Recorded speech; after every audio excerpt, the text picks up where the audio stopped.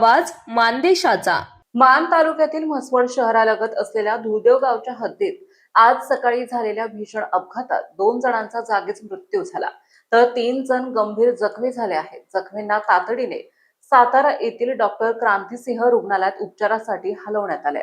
सातारा येथील निकम कुटुंब देवदर्शनासाठी पंढरपूरकडे अल्टो कारने निघाले होते।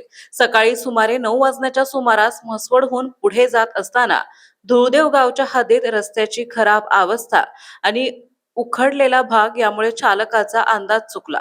अचानक ब्रेक लावल्याने कारने 3 ते 4 पलट्या घेतल्या। या अपघातात 2 जण जागीच ठार झाले तर 3 जण गंभीररित्या जखमी झाले। अपघाताची माहिती मिळताच धुळदेव येथील ग्रामस्थांनी तातडीने घटनास्थळी धाव घेत जखमींना बाहेर काढले। म्हसवड पोलिसांना माहिती देण्यात आली आहे। पोलीस कर्मचारी अभिजित भादुले, लुबाळ आणि हांगे यांनी घटनास्थळी पोहोचून ग्रामस्थांच्या मदतीने जखमींना 108 रुग्णवाहिकेद्वारे म्हसवड येथील संचित रुग्णालयात दाखल केले। प्राथमिक उपचारानंतर जखमींना पुढील उपचारासाठी सातारा येथे हलवण्यात आले। दरम्यान सातारा सोलापूर राष्ट्रीय महामार्गावरील धुळदेव गावाजवळील ओढ्यावरील पुलाचे काम गेल्या 8 वर्षांपासून रखडलेले आहे।